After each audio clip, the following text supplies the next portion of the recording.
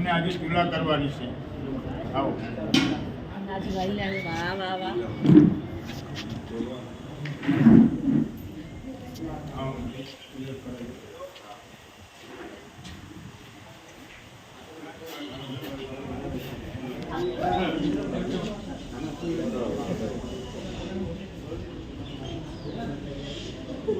હું લઈ લઉં.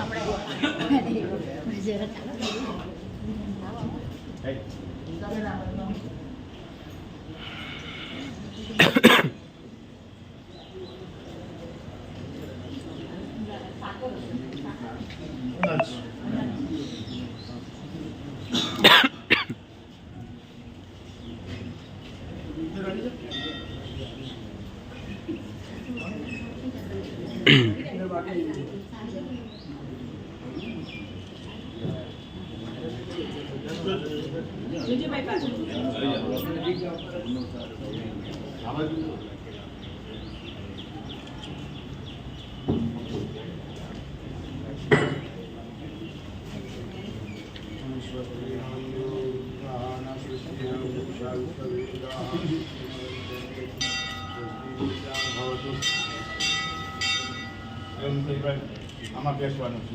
આ પેલા નીચે ઉતરી ને બધું ગુલાબાઈ આજે મેં સંકલ્પ કર્યો. હા 2 મિનિટ મહારાજનો ફોન છે, આપણો ફોન નથી.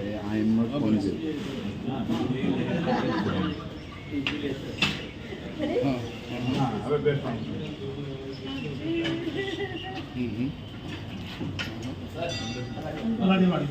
ચાલુ રાખજો. હા ચાલુ જ છે.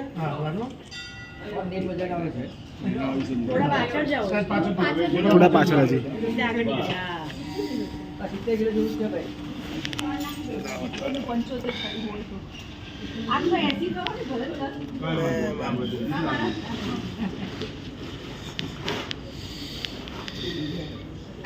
હજી એમને આગળ પદમાં જવાનું છે. આ છે આગળ, પણ એનાથી વિશેષ જવાનું.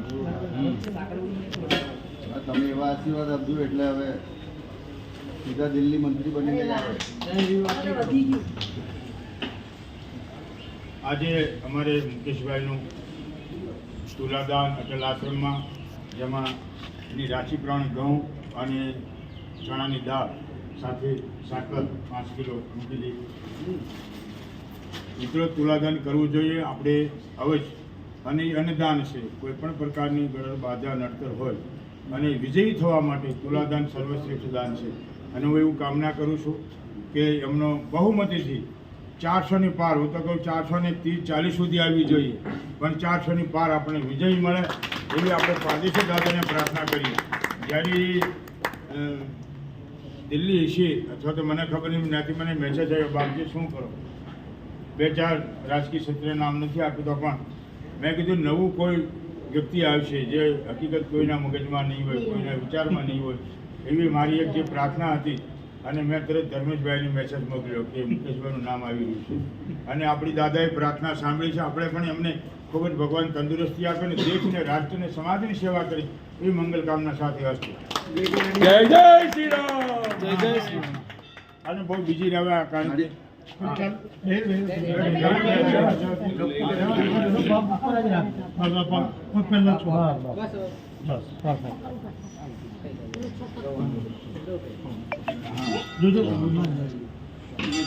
ગુરુજી જી જી અરે ઠંડુ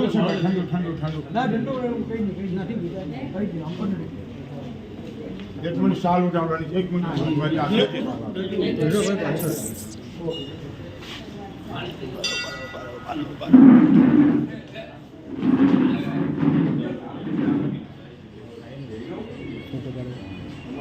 પેલો સારું લેવો જ પડે ને ચૂંટણી કે તો લેવો પડે મને આપેલો કે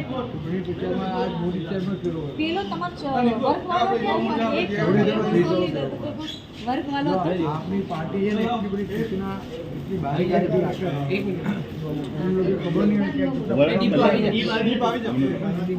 આય બોય રિપોર્ટિંગ કે મેં 2 મિનિટ. કેટલા કાર્યક્રમ કર્યા. આ વિડીયો કોઈ લેવો પડશે કોઈને મોબાઈલ કોઈને લેવો પડશે આ વિડીયો ચાલુ છે વિડીયો મહેરબાની કરીને નહીં ઉઠાવો ભારત માતા કી જય. વંદે